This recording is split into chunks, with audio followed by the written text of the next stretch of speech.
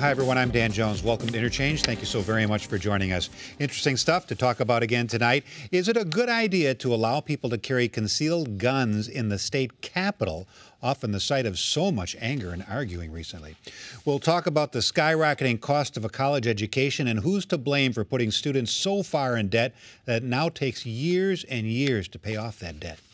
And we'll talk about the push by a fair number of people to put a bike path on Milwaukee's Hoan Bridge when they rebuild it in a year or two. All right, let me introduce everybody. We have newspaper columnist Joel McNally, Kevin Fischer, longtime broadcaster, political analyst, and oftentimes a fill-in host over on WISN Talk Radio. Denise Callaway, she's the coordinator of business and community partnerships for the Milwaukee Public School System. And Gerard Randall, education consultant and local job creation expert. Rick Horowitz will be along with commentary at the end of this show. All right, the first thing we'll talk about is the new concealed carry law that goes into effect in Wisconsin in just a few days. Get the training, get a permit, and you'll be able to carry a concealed gun in a lot of public places. The state policy released today says concealed guns will be allowed in most state buildings, including the state capitol. State lawmakers are still arguing over exactly the fine points of where in the Assembly and Senate chambers you will be allowed to carry a gun. Is it fair to wonder out loud if this is inviting trouble, or are we supposed to just rest comfortable, Kevin, and expect that everything will be just fine? I think the angst and the worry and the tension is unwarranted. It is without merit. We're now the 49th state to have this. If there were problems in all of these other states, don't you think there would be a rush to repeal those laws? And there hasn't been. And there haven't been the kinds of stories that we hear, oh my God, this is going to turn us into the Wild Wild West. Blood will be rolling down the streets. If that was happening, it would fill our newspapers and television sets. It's not going to happen. All you're doing now is saying that people who have gone through the training, who have gone through a strict background check, who are law-abiding citizens will now have the ability to exercise their Second Amendment rights in the Capitol. And why not?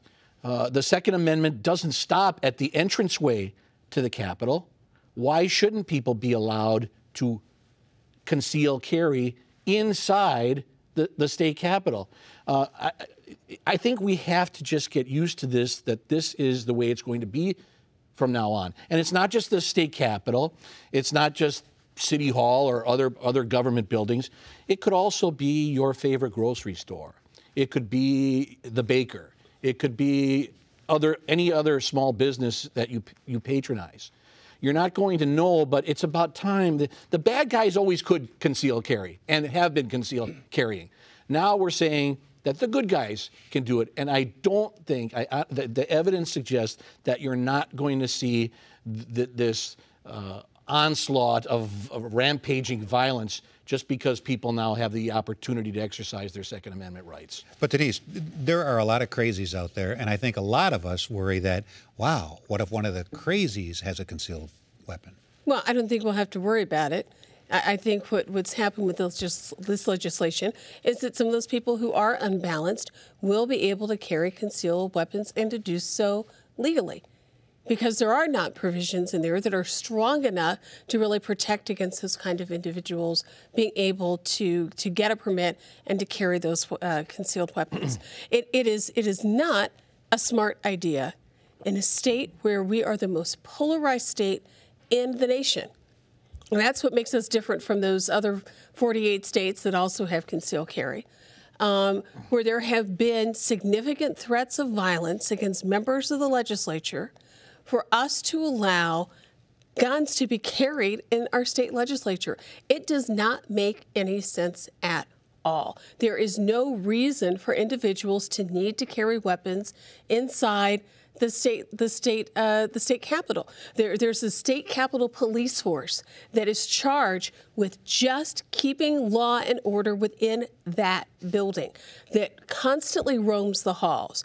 What possible need is there for citizens or legislators to arm themselves in this building that has its own police force? You know, and people will be able to carry these concealed weapons right now into the governor's office. I mean, I find nothing about those provisions, about being able to carry weapons in the state capitol, that makes a lick of sense. I heard a state lawmaker say the other day, exactly what Kevin just said. It works everywhere else just fine. It'll work here just fine. Kevin's speech just now was the most absurd thing I've ever heard him say, and I've heard him say lots of absurd things. He said you don't read about any problems anywhere else. He didn't read about Gabby Giffords. He didn't read about, a congresswoman at a public event being shot and other people being killed at that event because someone at that event had a gun. And we read those stories all over the country.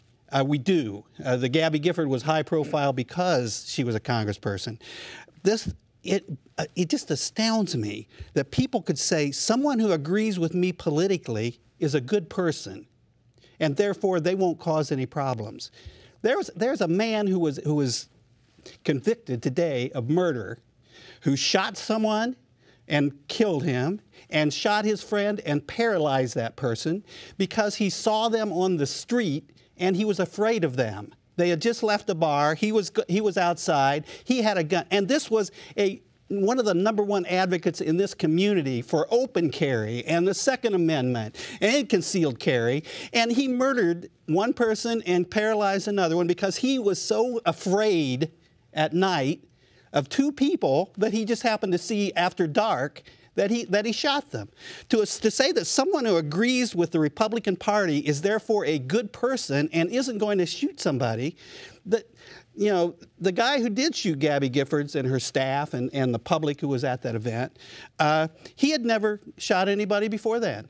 And so he would have been allowed to get a permit for concealed carry in Wisconsin. And it was just a few months ago, the legislators were leaving the Capitol, hiding in buses, and having buses drive them away from the Capitol so they could get away from demonstrators who disagreed because they were passing some terrible legislation. And now they want all the people they anger with some of the terrible things they're doing, and they're doing some pretty horrible things.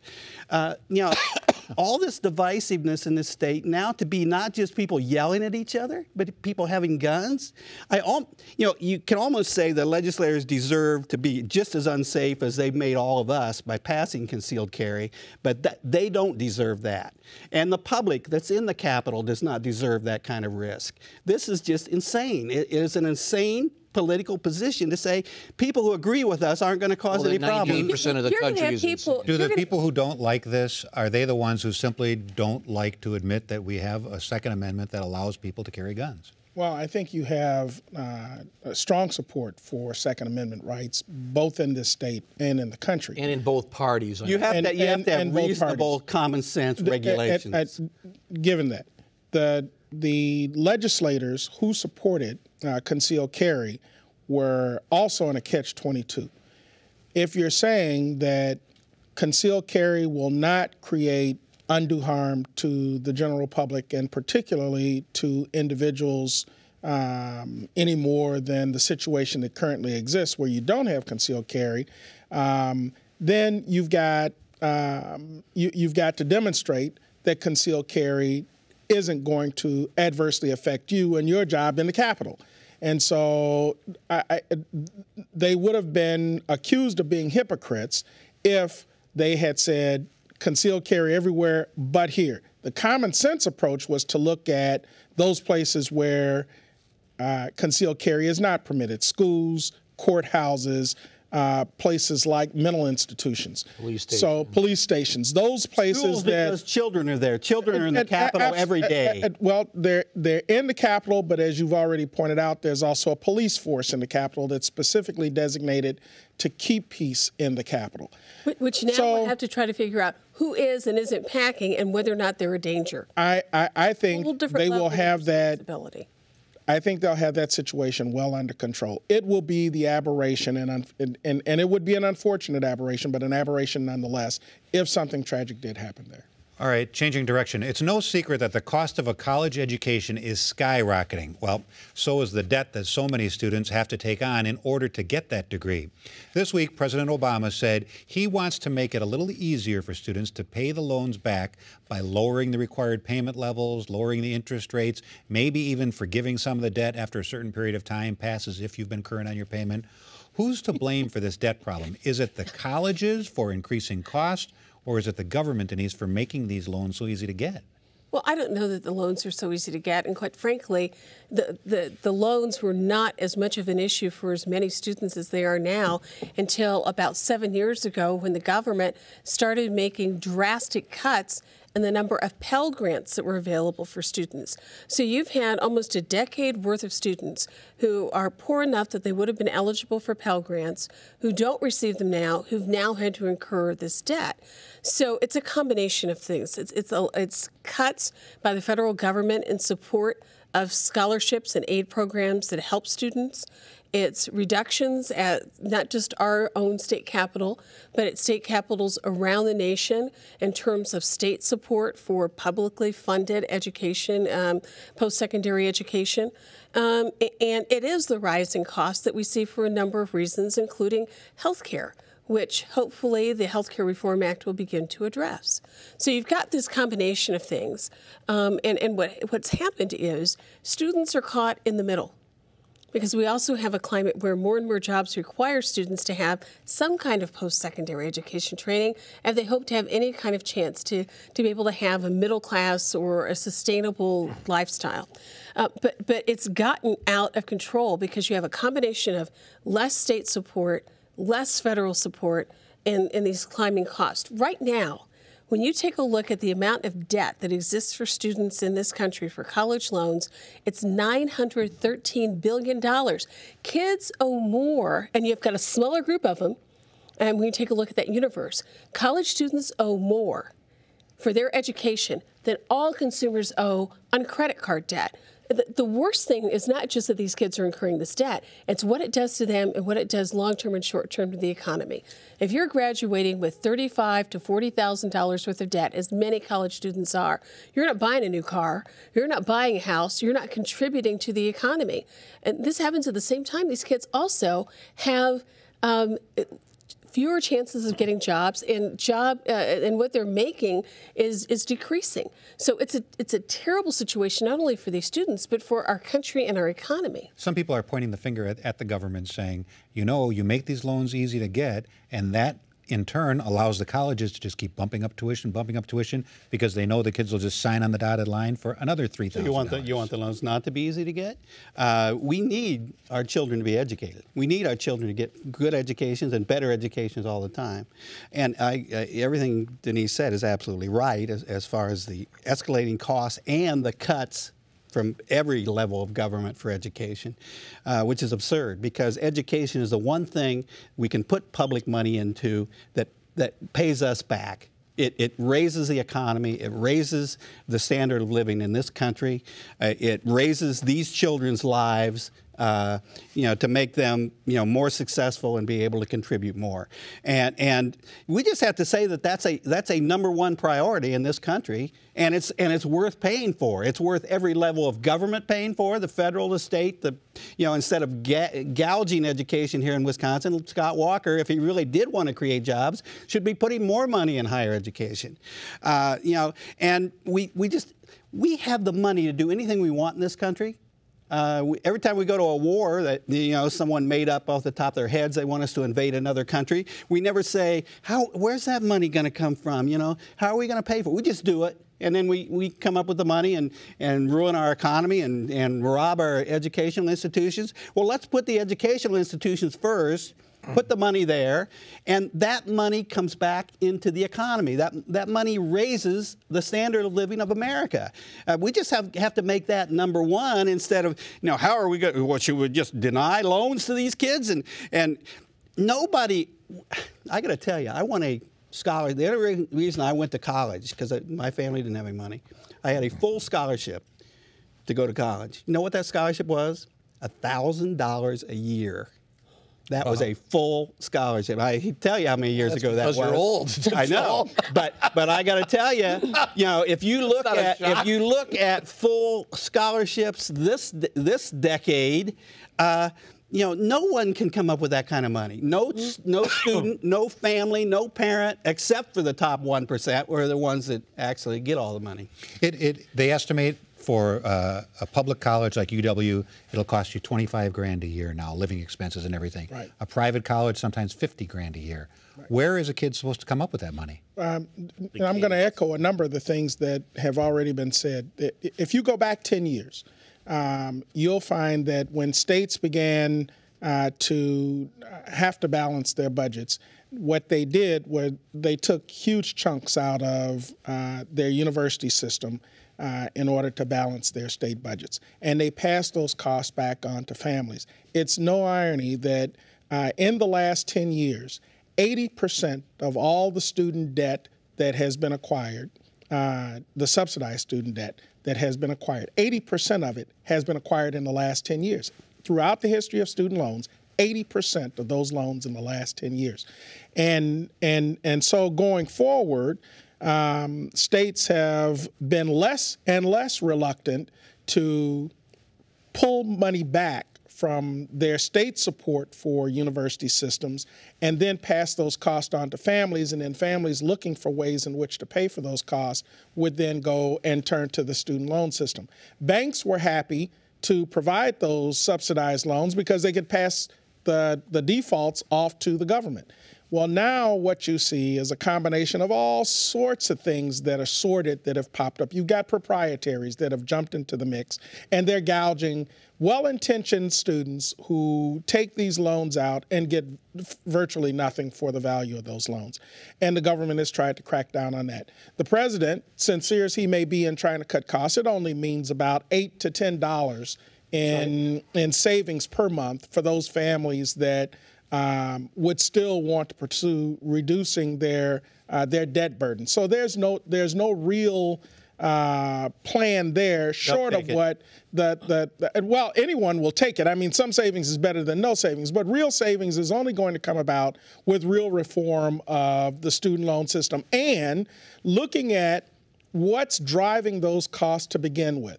And what's driving those costs is the state pullback of the support of those systems, the loss of Pell Grants, because Pell Grants oftentimes will support the private systems as well. And many of those schools are looking at models that, frankly, we haven't entertained much before, like high tuition, high aid. They will set a $50,000 cost to attend and then give you $40,000 to attend, but you still got to make up that $10,000 from someplace Kevin, else. is it outrageous to expect that you'll have a 30 grand debt after 4 years of college, or is that the equivalent if you graduated with no debt and you bought a Honda Accord for 30 grand and you were in debt? Is it an outrageous amount or not? That is the norm. I mean, granted, tuition is sky high. Nobody can afford these tuition rates. But then the president comes out with this well-intentioned plan, but it has major flaws. I'm sorry. You don't have to be a mathematician, a good mathematician, to see that this is a slick maneuver to stick it to the taxpayers, because you create even more loans that will not be totally repaid. So the taxpayer get screwed, and you have our government essentially. No, right? You'd rather screw the students? You have our government instructing young people to be financially irresponsible. Hey, 20 years from now, whatever your debt is, we'll forget it. And I find it more than a coincidence that when you have these hooligans protesting Wall Street as one of their demands, saying that we should just forgive all debt, that within days the president comes out with a plan that says essentially here's the problem with what you're saying. It doesn't recognize the fact. No, it's not. There's a whole different set of problems than what you said. But, the real problem with this is that we are creating a whole generation of kids who either can't afford to go to college or who have great difficulty paying the loan back. So, if you want the top % of your kids to go into teaching or social work or other service professions, you can forget it, because they can't afford to make enough money once they graduate from college to pay back those loans. And that's detrimental to the whole system. All right, next topic. A decision is expected soon over whether or not to add a separate lane for bikers and walkers when they redesign and rebuild the Hoan Bridge in Milwaukee, the big one over the Summerfest grounds. Some people think that's a wonderful idea. Others, like Milwaukee County Sheriff David Clark, think it is the stupidest idea they have ever heard. Joel. Well, you know, I drive over that bridge a lot because my daughter lives in Bayview, and truth of the matter is, I'd be afraid to ride a bike over that bridge. But like in January or February? I'm really a bike wimp. I mean, I will say that the plan that the state came out with, and actually the most economical plan, I know bikers who are going to love it, and you know, there's biking on the Golden Gate Bridge and the Brooklyn Bridge and some of the most spectacular bridges in this country. I understand why bikers want to do that, and I think actually it looks like it might work for them, but I'm not going to get involved. Denise, would you want to take a hike over the Hoan Bridge? No, don't want to hike, don't want to walk it. I'll tell you, I don't even like driving over the Hoan Bridge. I love driving. It's a great view of Milwaukee as you come into Milwaukee. I'm so nervous about being so high up. I don't often agree with David Clark, but I think he's absolutely right. This is one of the stupidest ideas that I've ever heard.